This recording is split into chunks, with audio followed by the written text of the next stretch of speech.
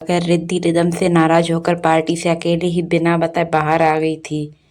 Rhythm उसे बार बार phone कर रहा था। रिद्धि फोन को देखती है और कुछ नहीं करती। लास्ट में उससे फोन उठाकर बोल दिया, सर मैं होटल आ चुकी हूँ, मुझे तबीयत ठीक नहीं लग रही थी इसलिए आ गई। रिद्धि ने बिना हाँ या ना का इंतजार किए फोन कट कर दिया। रिदम का गुस्सा तो बहुत आया, पर उस अपने दोस्त के आगे अपने गुस्से को कम करके बोला, वो होटल जा चुकी है और मैं भी जा रहा हूँ। इतना बोलकर अपने दोस्त और बाकी सभी को बाय बोलकर वो गुस्से में होटल के लिए निकल गया। रिदम होटल आ चुका था। उसके चेहरे पर असीम गुस्से के भाव थे। वो गुस्से से आंखें लाल करके चेहरे पे डार्क और सख्त एक्सप्रेशन लेकर रूम के अंदर एंटर हुआ। उसने रूम जैसे ही ओपन किए, सामने के नज़ारे को देख उसका गुस्सा और भी ज्यादा तेज हो गया। रिद्धि बिना कपड़े चेंज किए अभी सोफे पे सो रही थी। उसकी साड़ी का पल्लू सोफे से नीचे लटक रहा था। एक साइड से उसकी कमर साफ दिख रही थी। वो इस टाइम थका होने की वजह से पीठ करके लेटी हुई थी। रिदम गुस्से के एक्सप्रेशन के साथ कदम आगे बढ़ाकर आगे आया और एक झटके के साथ रिद्धि को सोफे से नीचे खींचते हुए अपनी ओर खींचा। अचानक से इस तरह खींचे जाने से रिद्धि संभाल ना सकी और सीधे रिदम के सीने से आकर लगी। रिदम दो पल ठहर कर फिर गुस्से से अपनी मुट्ठी बनाकर बोला, क्या बदतमीजी है ये? और यही मैं पूछूं तो क्या है ये सब? क्यों होटल से बिना बताए आ गई, ये जानते हुए भी कि ये एक अनजान शहर अनजान देश में हो, फिर भी तुम बिना बताए यहाँ आ गई? क्या ये सही है? रिदम ने गुस्से से टेढ़ी गर्दन करके चेहरे पे सख्त एक्सप्रेशन लेके कहा, जिससे रिद्धि भी तुनक कर बोली, सर मेरी इतनी चिंता मत कीजिए, मैं बस कुछ टाइम के लिए हूँ, फिर मेरी जगह आपकी स्टैंडर्ड वाइफ आएगी, आपके लेवल की वाइफ आ जाएगी। रिद्धि ने दर्द से तड़प कर कहा। उसकी आंखों के कोरों से आंसू बह निकले। वही रिदम रिद्धि की बात सुनकर और भी ज्यादा गुस्सा हो गया और उसके चेहरे पे डार्क एक्सप्रेशन और भी ज्यादा डार्क हो गए। उसने रिद्धि को कमर से कसकर पकड़ा और अपनी ओर खींच लिया और उसके चेहरे के पास अपना चेहरा लेके बोला, तो तुम सुनकर आई हो? कोई नहीं, सुनो और सुनो, मुझे कोई फर्क नहीं पड़ता, पर आज का सच ये है कि तुम मेरी बीवी हो, तुम पर मेरा पूर्ण अधिकार है और आज की रात मैं मेरा अधिकार लेके रहूंगा, क्योंकि तुम क्योंकि अभी तुम्हारा, अब सब कुछ मेरा है, बस उसे अभी पूरी तरह से लेना बाकी है। रिदम के इतना कहते ही रिद्धि तड़प कर बोली, बिल्कुल सही, आप पति होने के सारे फर्ज निभाओ बिना ये सोचे कि मैं कौन हूँ कौन नहीं। आपको मैं रोक भी कैसे सकती हूँ? रिदम की बातों को रिद्धि रिदम को रिद्धि की बातों से गुस्सा आने लगा। उसने रिद्धि की कलाई को बहुत तेज पकड़ा और अपनी ओर खींच लिया और रिद्धि को लेके बेड की ओर बढ़ गया।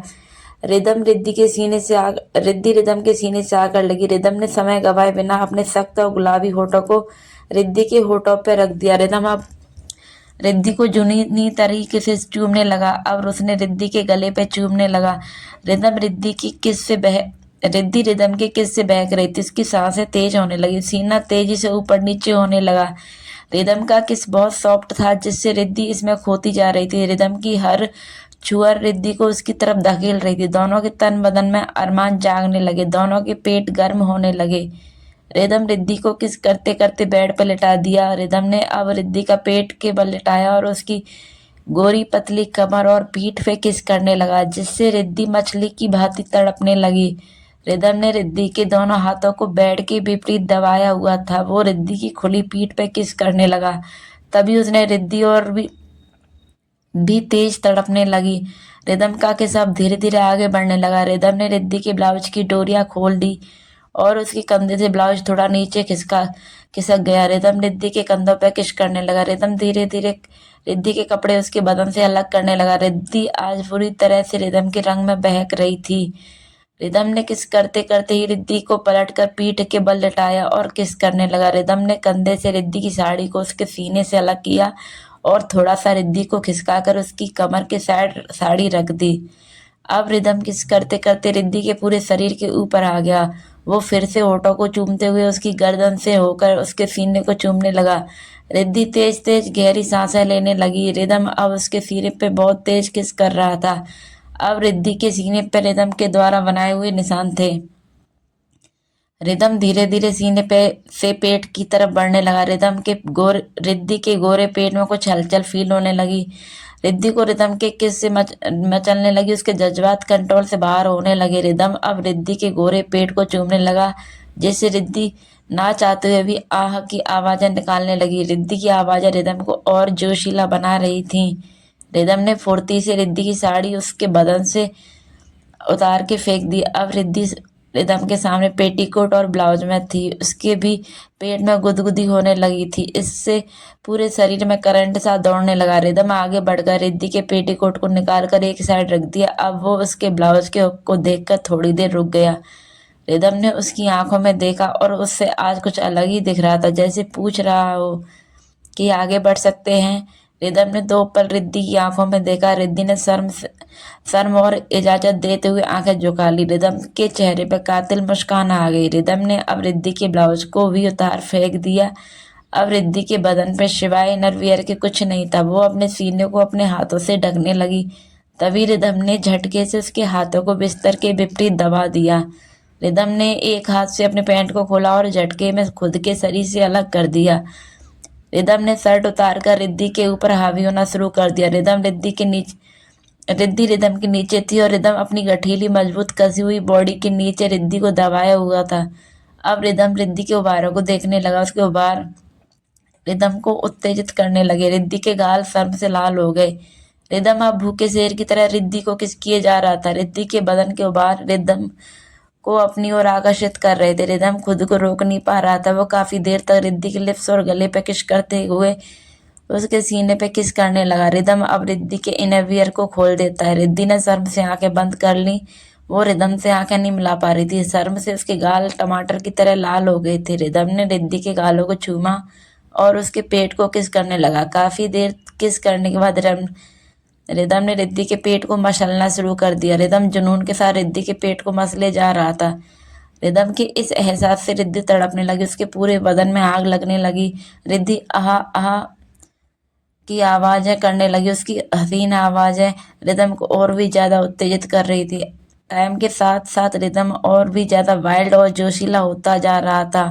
अब रिदम से कंट्रोल नहीं हो रहा था। वो आगे बढ़ने लगा। रिद्धि के पेट पे जगह जगह लाल निशान उभर आए थे, जो साफ बता रहे थे रिदम के जोश को। थोड़ी देर बाद रिदम रिद्धि के नीचे के हिस्से की तरफ आया।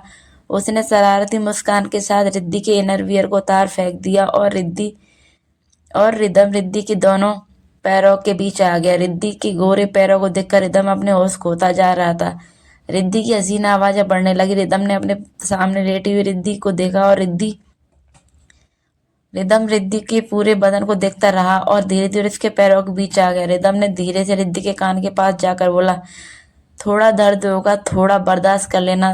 तो क्या मैं आगे बढ़ सकता हूँ? रिद्धि ने शर्मा कर अपना चेहरा रिदम के सीने में छुपा लिया। रिदम को रिद्धि की इस क्यूट सी हरकत पर ना चाहते हुए भी हल्की सी हंसी आ गई।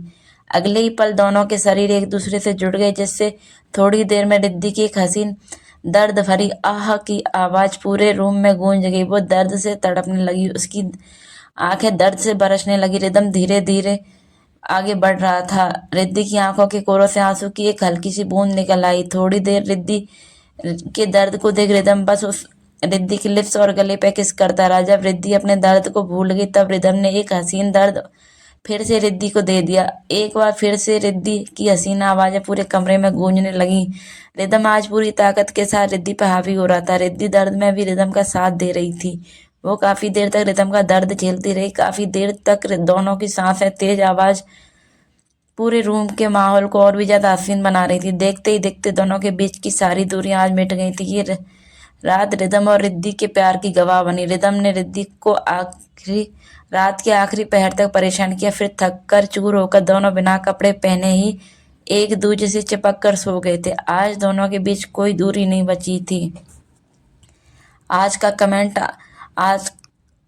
का पार्ट आप लोगों को कैसा लगा कमेंट करके ज़रूर बताइए। और आज का पार्ट मैंने मेरी खुद की वॉइस में रिकॉर्ड किया है, तो ये भी बताइए मेरी वॉइस ज़्यादा सही है या फिर मैं AI वॉइस से ही वीडियो रिकॉर्ड करके डालूं। जो भी हो, आप मुझे एक बार कमेंट करके ज़रूर बताइए कि आज का पार्ट कैसा था। और आज का पार्ट छोटा है, उसके लिए मैं माफ़ी मांगती हूँ। कल का पार्ट आपको बड़ा मिलेगा, बट मुझे कमेंट करके बताइए कि आपको आज का पार्ट कैसा लगा। मिलती हूँ नेक्स्ट पार्ट में। तब तक के लिए आप इस पार्ट पे कमेंट ज़रूर करके बताइए।